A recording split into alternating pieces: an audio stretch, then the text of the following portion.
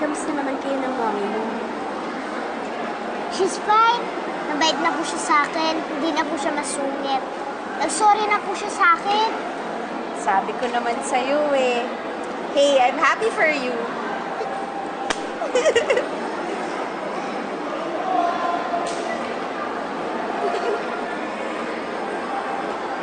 Kunin ko na yung anak ko. Okay. Bye, Sydney.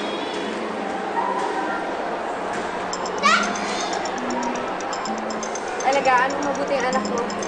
Napakaswerte mo na naging anak mo si Sydney. Salamat. Pero sana next time, pag lumapit sa'yo si Sydney, lumayo ka na agad. Mag-disappear ka na sa buhay niya. Wala naman akong masamang intention sa anak. Bakit ba takot na takot kami makalapit siya sa akin?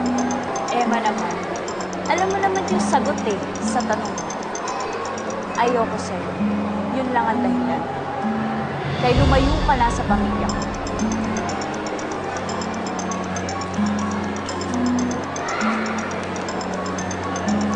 Dali na! Sige na! Ito nga. Kanina ka patawag ng tawag. Manang Loleng? Emma! May dapat ka malaman tungkol kay Sydney. Manang, anong tungkol kay Sydney? Hindi ko po kayo marinig. Choppy po. Mo si Sydney!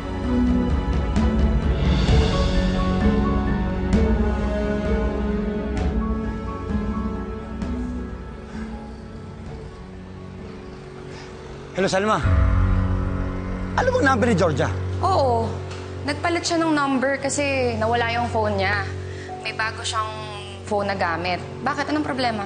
May kilala ba siyang Consuelo Domingo? Kaibigan daw siya ni Georgia eh. Consuelo Domingo? Wala kaming kaibigan gano'n ng pangalan. At kilala ko lahat ng kaibigan ni Georgia. Nasabi ko lahat ng sikreto ni Georgia.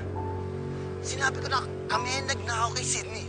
Na si Sydney, na anak ni Emma. Teka, bakit? Paano nangyari? Ano yung tsura ng babae? Medyo mataba, malalim ang boses, malaking mata. Naku naman, si Loling yun. Si Manang Loling yun. Paano nangyari? Sinong Loling? Si Manang Loling ang matagal ng maid nila, Rom. Galit yan kay Georgia. Magsusumbong yan kung hindi kay Rom, kay Emma. Pare-parehas tayo malilintikan yan eh.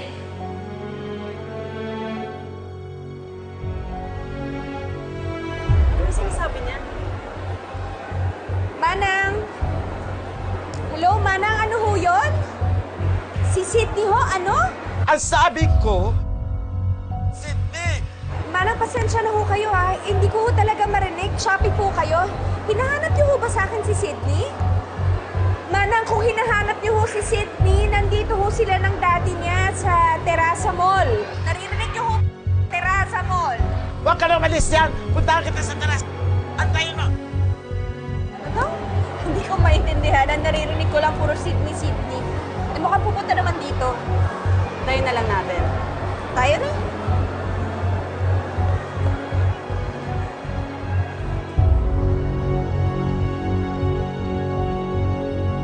Napayang ka pa ng tingko!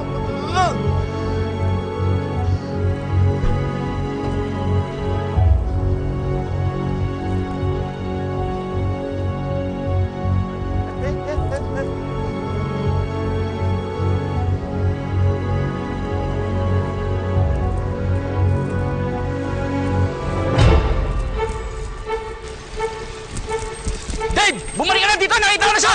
Mama! Tulong! Saan ka pupunta? Dito ka lang. Ako mga kileroy! Ano ba yan? Pati yan! Pati! Dito tayo! Nakatakas ka pa, ha? Saan niyo ako dadalhin? Ang weird naman ni Manang Loling. Kung tungkol kay Sydney yun, bakit ikaw pinakontak niya? Ewan ko nga dun eh.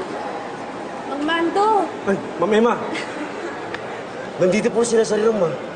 Nakita ko nga po kanina nakasalubong ko. Mang Mando, si Manang Loleng tumatawag sa akin kanina. Parang nagtatanong tungkol kay Sydney pero hindi ko naman ho maintindihan kasi putol-putol yung linya. Ma'am, nasa bahay lang ho yun. Baka may gusto lang ichika sa inyo. Puntahan nyo at namimiss na kayo nun. Tsaka tamang-tama. Andito si Serom at tsaka si Ma'am Georgia. Silang dalawa lang ni Vicky nandun. Makakadalaw kayo ng tahimik at malunay sa bahay ngayon kahit saglit lang. Oh, yun naman pala eh. Naku, mag-bonding muna kayo kasi na-miss ka na naman. Sige na, alis na rin ako eh. May kliyente po. Ingat, Bye. Bes. Ma'am, mauna na rin po ako. Baka hinahanap na ako nun, ma'am. Sige ho, Mang Mando. Sige po, ma'am. Bitiwan nyo na ako! Naisaan mo kami? Meet ka na pala ni Georgia? Awa naman kayo. Kailangan malaman ni Emma na buhay ang anak niya. Sige na, maawa kayo sa kanya, aray. Ano? Paano naman kami?